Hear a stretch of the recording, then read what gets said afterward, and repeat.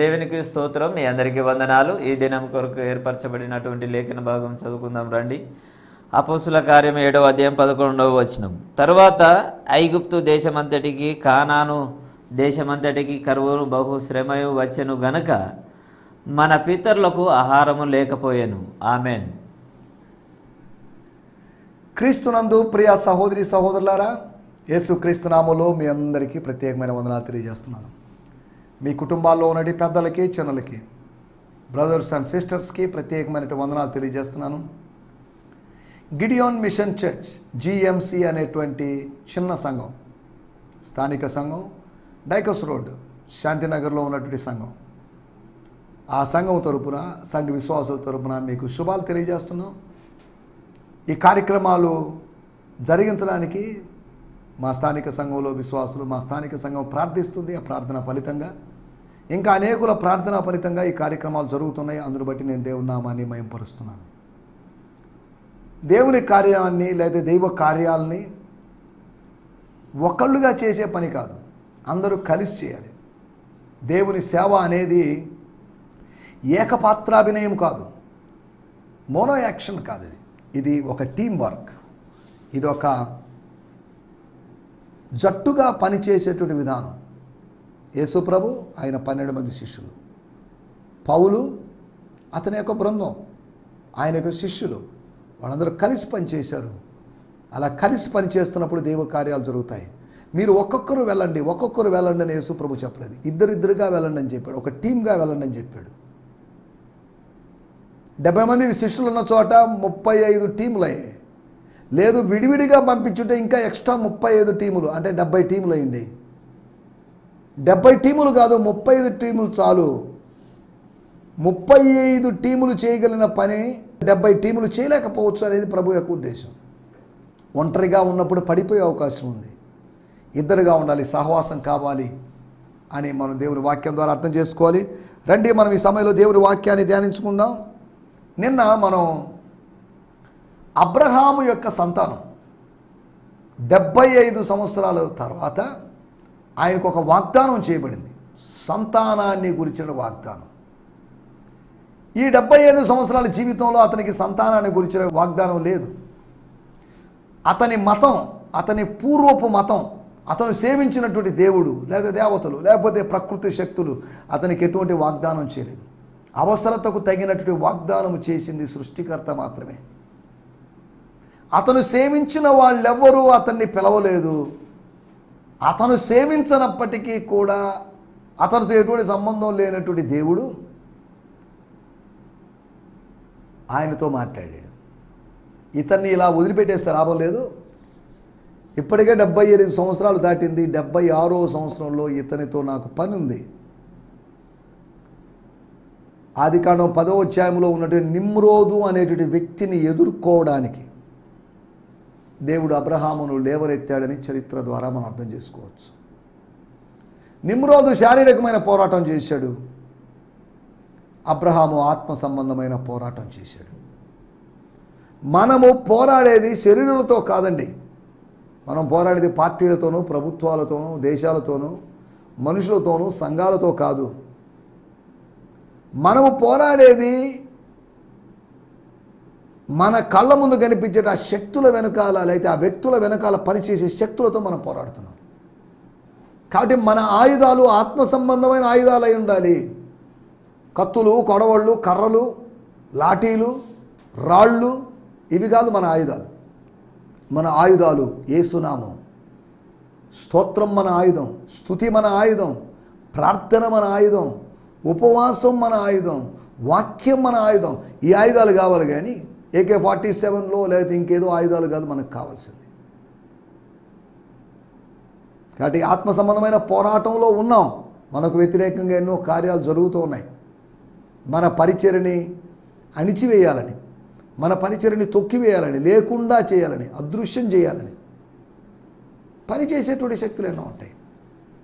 మనం ఎవరితో గొడవపోయినా కొంతమంది మనతో గొడవకు వస్తుంటారు. అది సహజం. తన మానాన తాను వెళ్తున్నటువంటి, తన లైఫ్ ఏదో తాను చేస్తున్నటువంటి ఇస్సాకు జోలికి ఇష్మాయేలు వెళ్ళాడు. ఇష్మాయేలు జోలికి ఇస్సాకు వెళ్ళలేదండి. శరీర సంబంధులు ఎంతసేపటికి ఆత్మ సంబంధుల జోలికి వెళ్తారు. ఆత్మ సంబంధులు అయిన వాళ్ళు వాళ్ళ పనేదో వాళ్ళు చేసుకుంటూ ప్రభునామాన్ని మహిమపరుస్తూ ముందుకు సాగుతారు. ఇష్మాయేలు ఇస్సాకును పరిహాసం చేసెను, తిరిగి ఇస్సాకు కూడా పరిహాసం చేసినని లేదు. పరిహాసము చేయగలిగిన పరిజ్ఞానమో వయసో అతనికి లేదు. లోకము మనకన్నా జ్ఞానం కలిగింది. లోకం మనకన్నా అన్ని రంగాల్లో ముందున్నది. లోకస్తులు మనకన్నా అన్ని రంగాల్లో ముందున్నారు. వాళ్ళు పరిహాసం చేయగలరు, కానీ మనం పరిహాసం చేయలేని పరిస్థితిలో ఉన్నాం. మనం ప్రభువుకు అప్పగించే పనిలో ఉన్నాం. తనని పరిహాసం చేస్తున్నప్పుడు అవమానానికి గురైపోయి ఏడుస్తూ ఉండొచ్చేమో. ఆ కుమారుని యొక్క ఏడ్పుని తల్లి చూసింది. నువ్వు పరిహసించబడుతూ అవమానానికి గురవుతున్నాడు, ప్రభు నిన్ను చూస్తున్నాడు. నీ తల్లి నిన్ను చూస్తున్నాడు. తల్లి లాంటి దేవుడు నిన్ను చూస్తున్నాడు. పైనున్న యెరూషలేము స్వతంత్రంగా ఉంది, అది మనకు తల్లి. ఆ తల్లి చూస్తుంది. కాబట్టి మనం ఆలోచించాల్సిన విషయం, మనమందరం ఇస్సాకు సంబంధమే కానీ, ఇస్సాకు లాంటి వాళ్ళమే కానీ, వాగ్దాన పుత్రులమే కానీ ఇష్మాయేల్ లాంటి వాళ్ళం కాదు అని గలతీ పత్రిక 4వ అధ్యాయంలో రాయబడింది. వాటిలోకి మనం ఇప్పుడు వెళ్ళలేదు. అబ్రహాము సంతానం గురించి మనం మాట్లాడుకున్న అబ్రహాము సంతానం స్వాధీనపరుచుకునేటువంటి స్వభావం కలిగిన వాళ్ళు, పరాక్రమశాలుడు. వాళ్ళు పరాక్రమము కలిగిన బలాఢ్యుడా అని గిద్యోను గురించి, యెఫ్తా గురించి రాయబడింది. 2 న్యాయాధిపతుల గురించి రాయబడింది. పరులను ఆక్రమించుకునే పరాక్రమము కలిగిన బలాఢ్యుడా. బలం ఉండాలి. బలం ఉంటేనే పరాక్రమం చేయగలం. బలము లేకపోతే దేన్ని ఆక్రమించుకోలేము. బలము లేకపోతే మనకున్నదాన్ని కూడా వేరే వాళ్ళు ఆక్రమించుకుంటుంటే మౌనంగా ఉండాల్సి వస్తుంది. మనం బలవంతులుగా, ఆత్మ సంబంధమైన బలవంతులుగా మనం మారాలి. బలవంతులుగా మారుతున్నప్పుడు శత్రువు మన ప్రార్థనా జీవితాన్నో లేదా ఉపవాస జీవితాన్నో పరిశుద్ధ జీవితాన్నో దొంగలిస్తున్నప్పుడు వాడిని ఎదుర్కొని వాడి మీద అటాక్ చేయాలి. తన మందలోని గొర్రె పిల్లను సింహం ఎత్తుకోబోతుంటే ఒకటే కదా పోతే పోయిందిలేండి. ఒక విశ్వాసే కదా, ఒక వ్యక్తే కదా, ఒక బిలీవరే కదా, ఒక సిస్టరే కదా, ఒక దశంభాగమైన వ్యక్తే కదా పోతే పోయింది అని అనుకోలేదు. అలా అనుకోకూడదు. కాపరి వెళ్ళి సింహము నోట ఉన్నదాన్ని కూడా తీసుకొచ్చేయాలి. సింహము నోట ఉన్నప్పుడు దానికి గాయమవుతుంది. దాన్ని మరణము నుంచి కాపాడి, దాన్ని గాయము నుంచి కాపాడి మళ్ళీ ఆ మందలో ఉంచాడు. కాపరి యొక్క శ్రద్ధ చూడండి. ఆ సింహముతో పోరాడేటప్పుడు సింహం అనుకోండొచ్చు, అరే చిన్న గొర్రెపిల్ల కోసం వచ్చాను, ఇప్పుడు మనిషి దొరికాడు, మనిషి మీద దాడి చేద్దాం, దావీదుని చంపేస్తే పోతే నాకు ఒకరోజు కావాల్సిన ఫుల్ ఆహారం దొరుకుతుంది. ఈ గొర్రెపిల్లని తింటే ప్లేట్ మీల్స్ దొరికినట్టు ఉంటుంది, కానీ దావీదుని తింటే ఫుల్ మీల్స్ తినట్టుంది అని అనుకోండొచ్చు. ఒకవేళ అలా దాడి చేస్తున్నప్పుడు సింహము దావీదు మీదకి దాడి చేయాలని వచ్చి ఉండొచ్చు. సింహపు నోటులో ఉన్న నిన్ను విడిపించడం కోసం తన ప్రాణాన్ని ఒడ్డి, ప్రాణాన్ని అర్పించి, సింహను గడ్డ మీద కొట్టి, దాన్ని చీల్చి, మేకపిల్లను చీల్చినట్టుగా చీల్చి, శత్రువును కాళ్ళ కింద తొక్కించి, తలను చితక తొక్కించి దేవుడు మనకు విజయాన్ని అనుగ్రహిస్తున్నాడు. కాబట్టి మనము విజయాన్ని సాధించే వాళ్ళమే కానీ విఫలం చెందేవాళ్ళం కాదు. వాళ్ళు స్వాధీనపరుచుకునేవాళ్ళు, శ్రమ పడేవాళ్ళు, అంతేకాకుండా వాళ్ళు సేవించేవాళ్ళు. 430 సంవత్సరాలు ఫరోని సేవించారు. తరువాత వాళ్ళు ప్రభువుని మాత్రమే సేవించారు. తర్వాత కొంతకాలానికి బయలును కూడా సేవించారు, అది వేరే విషయం, దాంట్లోకి ఇప్పుడు వెళ్ళడం లేదు. తర్వాత వాళ్ళు సున్నతి పొందిన వారని, బాహ్యమునకు సున్నతి మాత్రమే పొందిన వారని, ఆంతర్యములో సున్నతి పొందలేదని వాళ్ళ గురించి మనం గత ఎపిసోడ్లో మాట్లాడుకున్నాం. దేవుని స్తోత్రం. రండి, ఈ సమయంలో మనం దేవుని వాక్యాన్ని ధ్యానించుకుందాం. ఈ దిన ధ్యానము కొరకే అపోస్తుల కార్యములు 7వ అధ్యాయము 11వ వచనం. తర్వాత ఐగుప్తు దేశమంతటికి, కానాను దేశమంతటికి కరువు బహు శ్రమయు వచ్చెను గనక మన పితరుల ఆహారం లేకపోయేను. ఐగుప్తులో ధాన్యమును కలదని యాకోబును విని మన పితరులను అక్కడికి మొదటిసారి పంపెను. చాలండి sir. Then a devastating famine came over all of Egypt and Canaan. Egypt, Canaan అనే 2 దేశాలు మాత్రమే ఉన్నాయని కదా దాని అర్థం. అప్పుడు 2 దేశాలు కాదు, అప్పటికే 70 దేశాల దాకా ఉండొచ్చు. అని అపోస్తుల ఆదికాండము 10వ అధ్యాయం ద్వారా అర్థం చేసుకోవచ్చు. భూమి దేశములుగా విభజించబడింది. Then a devastating famine came over all Egypt and Canaan, bringing a great misery to the people, including our ancestors, who could not find food. స్తోత్రం. ఇక్కడ రాయబడిన ఒక చిన్న మాట, వారికి ఆహారము లేకపోయాను, మన పితరులకు ఆహారము లేకపోయాను. కానీ అరామిక్లోని తర్జుమా అలా కాదు, వారికి ఆహారము దొరకకపోయాను, వారు ఆహారమును కనుగొనలేకపోయిరి. వారికి ఆహారం లేదు అనడానికి వారికి ఆహారము కనుగొనలేకపోయిరు అనే దానికి తేడా ఉంది. చదువుదాం, మన వాడుక భాషలో కూడా మనం చదువుకుందాం. పవిత్ర గ్రంథం WBTC, world Bible translators corporation వాళ్ళే వాడుక భాష బైబిల్లోంచి చదువుదాం. అపోస్తుల కార్యములు 7వ అధ్యాయము 11వ వచనం. ఇంతలో ఈజిప్టు కానాను దేశంలో కరువును రాగా ప్రజలు చాలా కష్టమును అనుభవించారు. మన పూర్వీకులు తినడానికి తిండి కూడా లేకుండింది. Now a famine came upon the entire land of Egypt and Canaan, causing great distress. For our forefathers అని కాదు, ancestors అని కాదు, fathers could not find any food. తినడానికి తినలేదు. దారిద్ర్య రేఖకు దిగువన ఉన్నారు అని కాదు, ఇంకా దారిద్ర్యం, impoverished. They could not find food. ఆహారం కోసం దేశమంతా వెతికారు, ఆహారం కోసం దొరకగలిగిన చోటంతా ప్రయత్నం చేశారు. ఎక్కడైనా సారీ, లేదండి లేదండి లేదండి, మేము ఇవ్వలేము, మేము చేయలేము, మాకే లేదు, కష్టం. ఇలాగైతే 7 సంవత్సరాల కరువును ఎలా భరించాలి? అరే ముందే తెలియకుండా పోయింది. 7 సంవత్సరాలు సమృద్ధిగా పండేసరి బాగా తినేసాం, ఏం మిగుల్చుకోలేకపోయాం. ఆ ఫరోకు వచ్చిన కళ, ఐగుప్తు దేశపు రాజుకు వచ్చినటువంటి కళ, కనాను దేశములో ఉన్న దేవుని ప్రజలకి లేదా 75 మందిలో ఒకరికి రాకుండా పోయింది. ఓ చిన్న జనాంగం అది, 75 members, small nation with 75 members. వాళ్ళు ఎంత కష్టాన్ని ఎదుర్కొన్నారు. వారు మిక్కిలి హీన దశకు వచ్చారు అని న్యాయాధిపతుల గ్రంథం 6వ అధ్యాయంలో రాయబడింది. ఈ రోజుల్లో చాలామంది మిక్కిలి హీన దశకి వెళ్తున్నారు, మిక్కిలి హీనమైన రోగ దశకి వెళ్తున్నారు, మిక్కిలి హీనమైనటువంటి ఆలోచన దశకి వెళ్తున్నారు. వాళ్ళు ఎలా ఉన్నారు? న్యాయాధిపతుల గ్రంథం 6వ అధ్యాయంలో ఉన్న దాన్ని కనెక్ట్ చేసి మాట్లాడుతున్నాను. క్షామాలు ఉన్నాయి బైబిల్లో, క్షామాల మధ్యలో కూడా క్షేమాన్ని అనుభవించిన దేవుని ప్రజలు ఉన్నారు. దేవుని స్తోత్రం, హల్లెలూయా. మనం ఇక్కడ ఆలోచిస్తున్న విషయాల్లోకి వచ్చేద్దాం. తరువాత, ఎప్పుడు తర్వాత? 10వ వచనం. ఫరో ఐగుప్తునకు తన ఇంటి అంతటికి అతనిని అధిపతిగా నియమించాడు.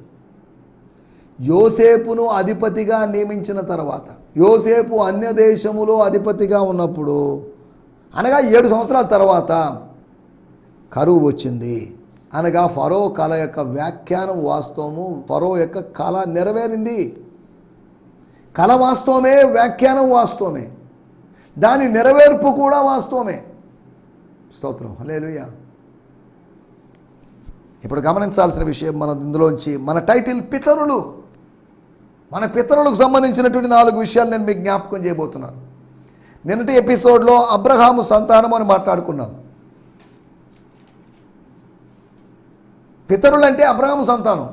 మన పితరులు అంటే మన పితరుడైన విశ్వాసులకు తండ్రి అయిన అబ్రహాము యొక్క సంతానం. వీళ్ళ గురించి పితరులు అని రాయబడింది. 7వ అధ్యాయము 8వ వచనంలో గోత్రకర్తలు అని రాయబడింది. గోత్రకర్తలైనా, పితరులైనా, లేదా పూర్వీకులైనా, పెద్దలైనా, తండ్రులైనా, దేవుని స్తోత్రం. ఈ పితరుల గురించి 4 విషయాలు మీకు త్వరగా జ్ఞాపకం చేయబోతున్నాను. మనం కొద్దిగా ఆలోచిద్దాం దేవుని వాక్యాన్ని. స్తోత్రం. పరిశుద్ధాత్మని యొక్క సహాయాన్ని మనం కోరుకుందాం. వాక్యాన్ని మనకి ఇష్టం వచ్చినట్టు వ్యాఖ్యానించడానికి వీల్లేదు. వాక్యాన్ని వ్యాఖ్యానించడానికి కొన్ని నియమాలు ఉన్నాయి. ఆ నియమాలని మనం ఎరిగి ఉండాలి. సత్యవాక్యమును సరిగా విభజించువానిగా ఉండాలట. సిగ్గుపడనక్కరలేని పనివానిగా ఉండాలంట. సిగ్గుపడనక్కరలేని పనివాడు సత్యవాక్యమును సరిగా విభజిస్తాడు. అనగా ఏదో బైబిల్ ట్రైనింగ్కి వెళ్ళి బీటీహెచ్ఓ ఎంటీహెచ్ఓ ఎండిఓ చేసుకొని రమ్మని కాదనమా. ఒకవేళ మీరు చేశారా దేవునికి స్తోత్రం. అలా బీటీహెచ్లను బట్టి బీడీలను బట్టి డీడీలను బట్టి నేను దేవుని స్తుతిస్తున్నాను. కానీ స్తోత్రం హల్లెలూయా. ఇక్కడ రాయబడిన మాటల్లోకి వచ్చేద్దాం. పితరులకు సంబంధించినటువంటి 4 విషయాలు మీకు జ్ఞాపకం చేయబోతున్నాను.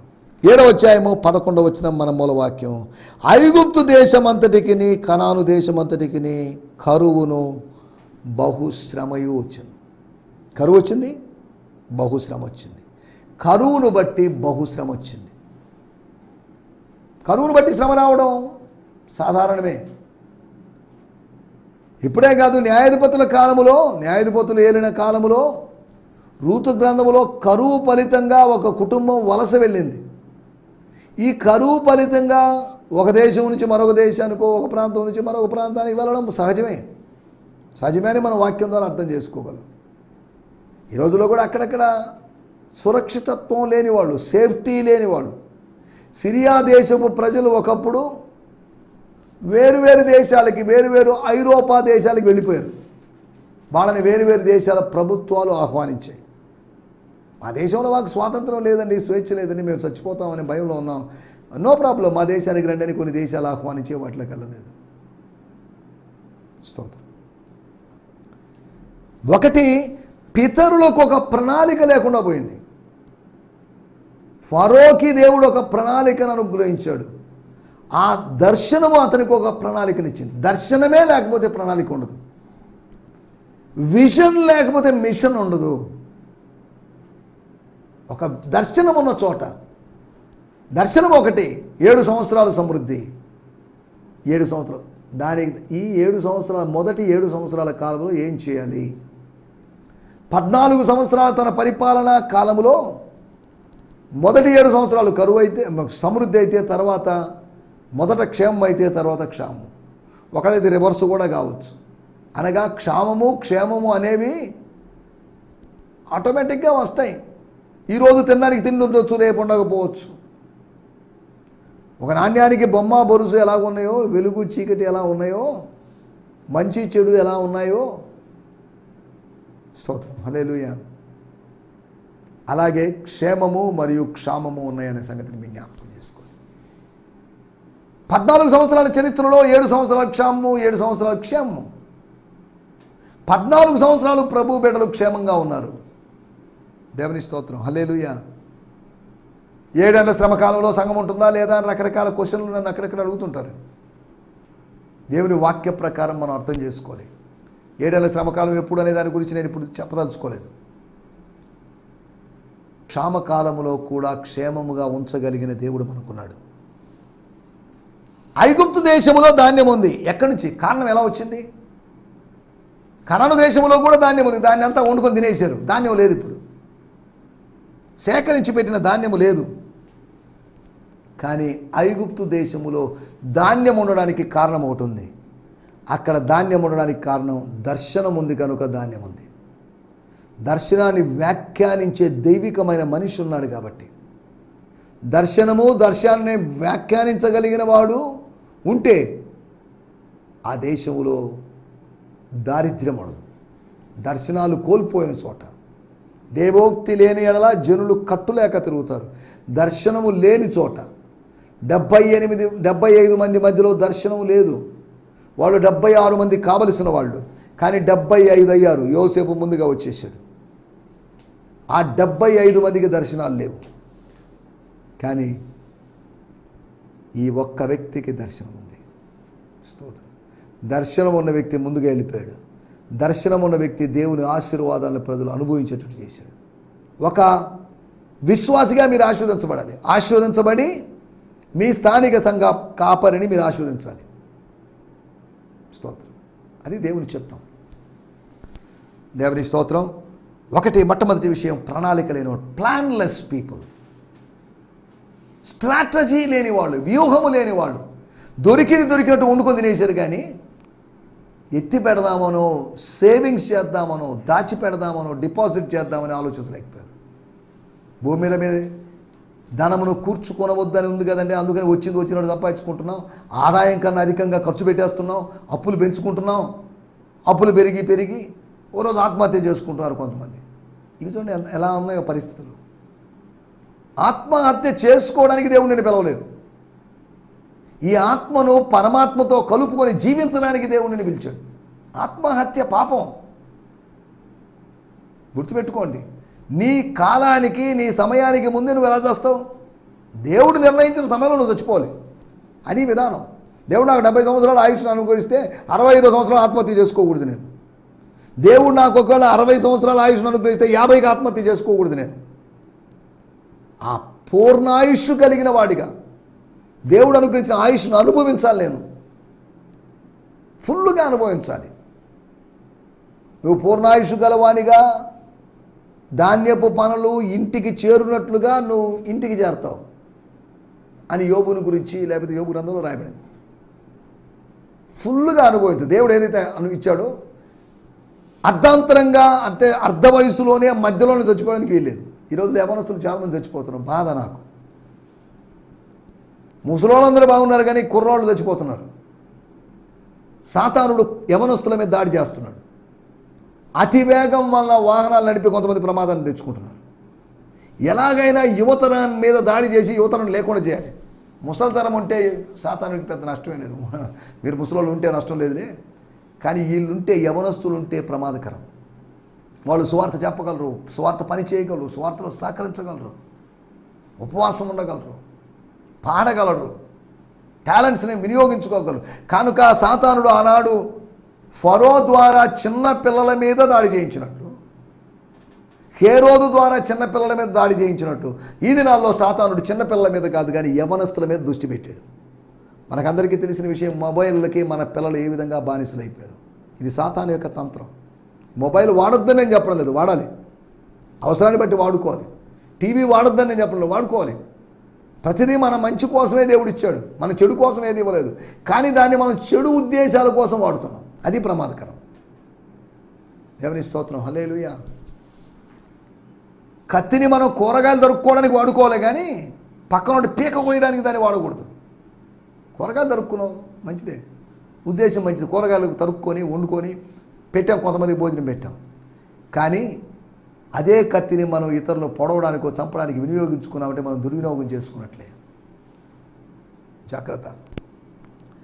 ఒకటి, ప్రణాళిక లేనివాడుగా ఉండకూడదు. పితరులు ప్రణాళిక లేనివారుగా ఉన్నారు. రెండో విషయం, యోసేపు లేడు కాబట్టి ప్రణాళిక లేదు. యేసు క్రీస్తు లేకపోతే నీ జీవితానికి ప్రణాళిక ఉండదు, ప్లాన్ ఉండదు. రెండో విషయం, 7వ అధ్యాయము 11వ వచనంలో రాయబడింది, గనుక పితరులకు ఆహారము లేకపోయెను. బైబిల్లో ఒక వ్యక్తిని గురించి, ఆది కాండంలో ఒక వ్యక్తిని గురించి రాయబడింది, అతడు అరణ్యములో ఉష్ణధారలను కనుగొన్నాడట. అరణ్యములో ఏవో కనుగొంటున్నారు. ఉష్ణధార కాకపోయినా మామూలు దారనో మామూలు బుగ్గను కనుగొంది హాగరు. అక్కడ ఇక్కడ కొన్నింటిని కనుగొంటున్నారు, ఆశీర్వాదాలని కనుగొంటున్నారు. ఈ లోకంలో మీరు ఆశీర్వాదాలని కనుగొనాలి. దేవుని యొక్క ఆశీర్వాదాలు, దేవుడు ఉంచినటువంటి పరిగల్లాగా దేవుడు వదిలి వెళ్ళినటువంటి ఆశీర్వాదాల్ని రూతులాగా మనం ఏరుకోవాల్సిన అవసరం ఉంది. రెండో విషయం, వాళ్ళు పరాజయము, they fail to find out food for them. ఇంకేం తింటాం? 78 మందిని కనాను దేశం పోషించలేకపోయింది, కానీ కొన్ని లక్షల మందిని ఐగుప్తు దేశం పోషించింది. 78 మందిని పోషించడం పెద్ద కష్టమేం కాదు. 5,000 మందిని 5 రొట్టెలు 2 చేపలతో యేసుప్రభు పోషించాడు.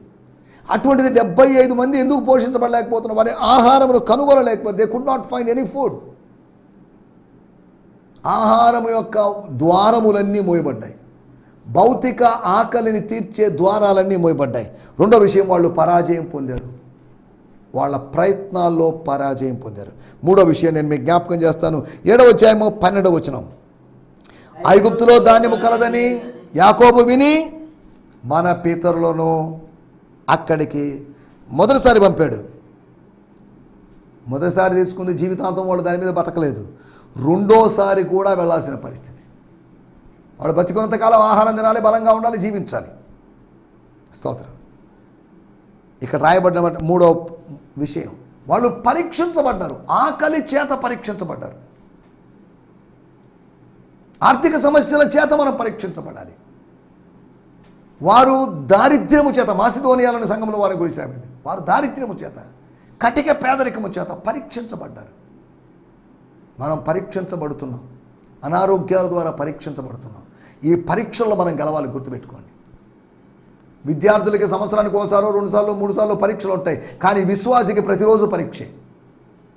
6 నెలల పరీక్షలు, 3 నెలల పరీక్షలు, quarterly exams, half yearly exams, annual exams, లేకపోతే మంత్లీ టెస్టులు ఉంటాయి, యూనిట్ టెస్టులు ఉంటాయి. కానీ విశ్వాసికి ప్రతిరోజు పరీక్షే. నువ్వు విద్యార్థివే, వాక్య విద్యార్థివే, అదే సమయంలో విశ్వాసివి కనుక ప్రతిరోజు పరీక్ష. ప్రతిరోజు పరీక్ష పెడితే పిల్లలకి ఇసుగైపోయి ఏది రోజు పరీక్ష ఏంది అని. కానీ విశ్వాస జీవితంలో ప్రతిరోజు పరీక్ష రాస్తూ పరీక్షలో నెగ్గుతూ మనం ముందుకు సాగాలి. ఆదికాండం 22వ అధ్యాయంలో దేవుడు అబ్రాహామును పరీక్షించాడు, పరీక్షలో ఆయన నెగ్గాడు. ఆకలిని పుట్టించడం ద్వారా, ఒక కొరత ద్వారా దేవుడు వాళ్ళని పరీక్షించాడు. 4వ విషయం నేను మీకు చెప్పి ముగిస్తాను. 7వ అధ్యాయం 13వ వచనం. వారు 2వసారి వచ్చినప్పుడు యోసేపు తన అన్నదమ్ములకు తను తెలియజేసుకున్నాను. తర్వాత యోసేపు యొక్క వంశము ఫరోకు తెలియవచ్చును. వాళ్ళు ప్రసిద్ధులైపోయారు, పాపులర్ అయిపోయారు. ఈ 75 మందిని గురించినట్టు సమాచారం అంతఃపురం దాకెళ్ళింది. ఒకప్పుడు ఎవరికీ తెలియనటువంటి, గుర్తింపు లేనటువంటి, అనామకులైనటువంటి ప్రజలు ఇప్పుడు వాళ్ళు ఫరో దృష్టిలో పడ్డారు.